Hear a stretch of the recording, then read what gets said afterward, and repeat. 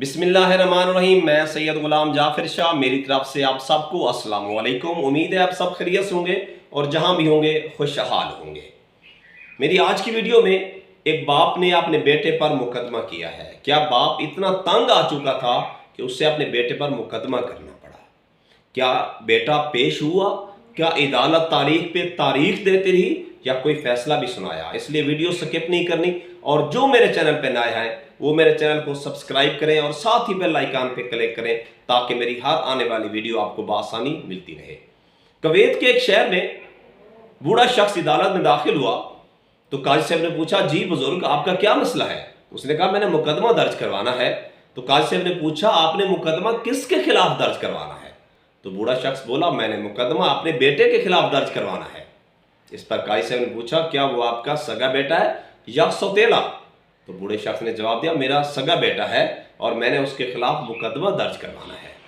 इस पर काजी साहब ने उस बूढ़े शख्स से उसके बेटे का एड्रेस यानी पता और नाम पूछा और उसको लिख भेजा कि फलां दिन वो अदालत में हाजिर हो।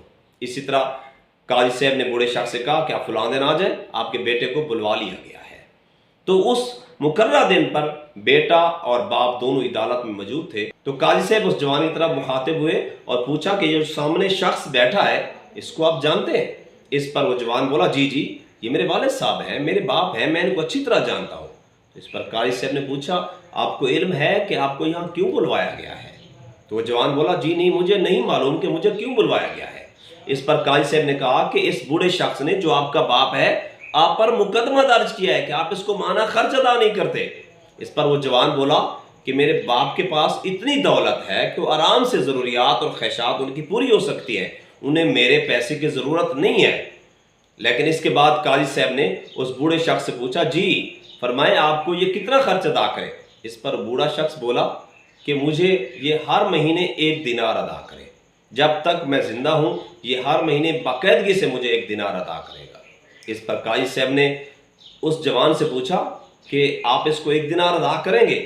उसने कहा, जी जी जनाब, मुझे कोई एतराज़ नहीं है, मेरा बाप मुझे बता दे कोई शख्स कोई जगह, जिस बंदे को ये कहे मैं उसको 1 दिनार हर महीने दे दिया करूँगा।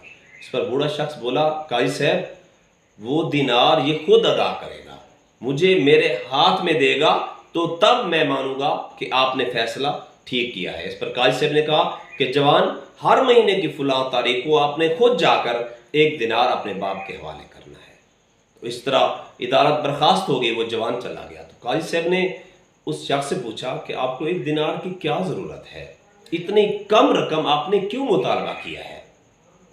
इस पर वो बूढ़ा शख्स बोला कि जनाब इसमें कोई शक नहीं है कि मेरे पास इतनी दौलत है कि मेरी ख्वाहिशात और ज़रूरियात आराम से पूरी हो सकती हैं, लेकिन कई साल हो गए हैं मैंने अपने बेटे को नहीं देखा, चलो इसी बहाने 1 महीने में 1 बार तो देख लूँगा।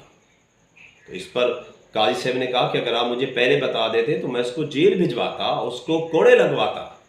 तो इस पर बूढ़ा शख्स जो उस जवान का बाप था कहने लगा, काजी साहब आप फिर मेरे साथ ज़्यादती करते हैं। कोई बाप ये चाहता है कि उसकी औलाद को सज़ा मिले, मैं ये चाहूँगा कि मेरी औलाद को सज़ा मिले। काजी साहब ये हुक्म आपका अगर होता तो आप मेरे साथ ज़्यादती करते। बस मैं अपने बेटे को सिर्फ हर महीने देखना चाहता हूँ।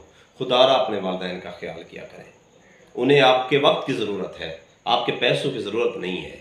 आप जितना हो सकता है जिस तरह अपनी औलाद के साथ वक्त गुजारते हैं अपने वालिदैन के साथ भी वक्त गुजारें, अपने कीमती वक्त में से उनको भी वक्त दें। जो आपके लिए बेचैन है तो उनके साथ वक्त गुजारें।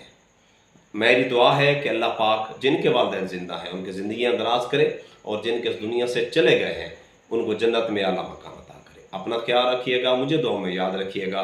अल्लाह निगहबान।